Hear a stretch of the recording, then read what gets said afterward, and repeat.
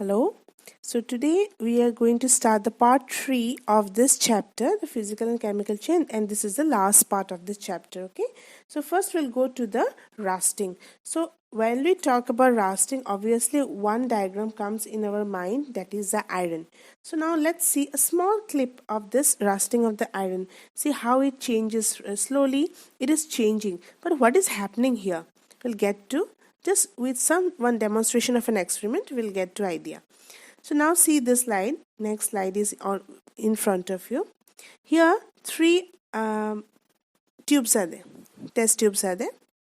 In one there is air and water. Can you see? It is full of air and water is there. Okay. Next, the second one, there is given some boiled water and some oil is put there. Third, there no air and no water. Okay, only air is there but no water is there, and calcium chloride is given there. And calcium chloride, what is this? CaCl2. Okay, so what happened here? So while we have put different amounts of things in the three test tube, and one nail is dipped inside it. So what absorb after 3 or 4 days? We shouldn't touch it. After 3 or 4 days, we will find that the nails on the first one, where air and water is there, what will happen? It will start rusting. There is what? Air and water. Air contains of oxygen, isn't it?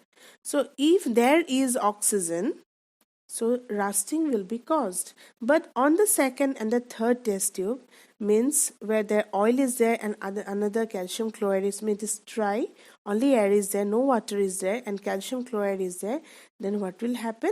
Here there will be no rusting, because there is not even one single drop of what? Water droplets. Okay, means we got one idea that whatever the corrosion of this iron is due to attack of the air or moisture, and this causes the rusting.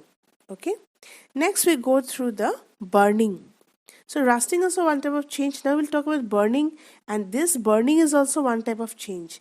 If we talk about burning, what is burning? If we have to say, burning is nothing as is a reaction in which a substance combines with oxygen of air with the evolution of heat and light. Means here the changes will be shown as heat or light. Heat and light will be evolved here.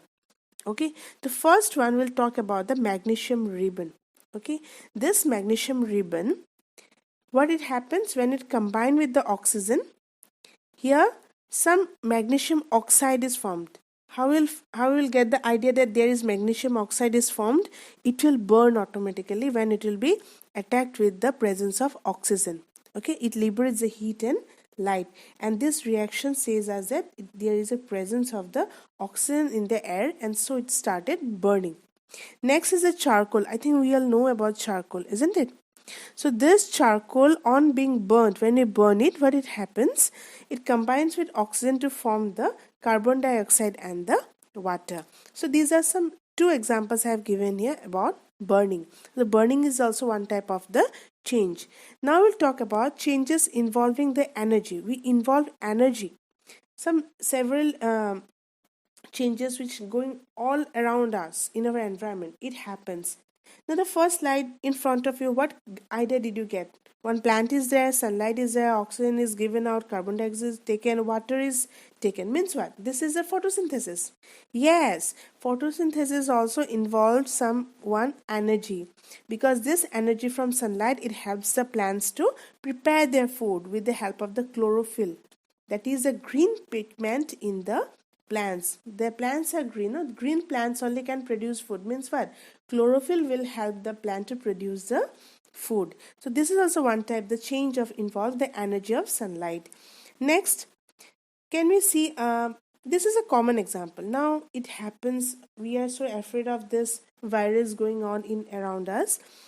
Some sanitizer, if you take, we love, no, I think the younger ones of your family will love this, that while you put the sanitizer, it will feel cold, isn't it?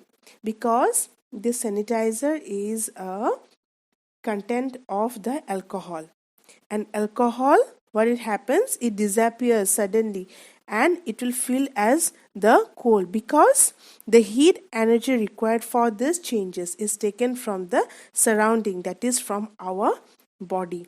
Okay, so this is also one type of the change here. Energy is absorbed here. Now see this boy. Ooh, what he is doing? He is just lifting up the books. I think it is heavier than him, isn't it? He's laughing while lifting up the book. But here the energy is provided to him by the what? By the body, by his arms. Okay. Now all this thing, what is meant? What do you mean of these changes is going in around us? It is nothing but what? These changes involve the changes in energy. And energy is here either released or absorbed. The energy is often in the form of the heat, sound, or the light.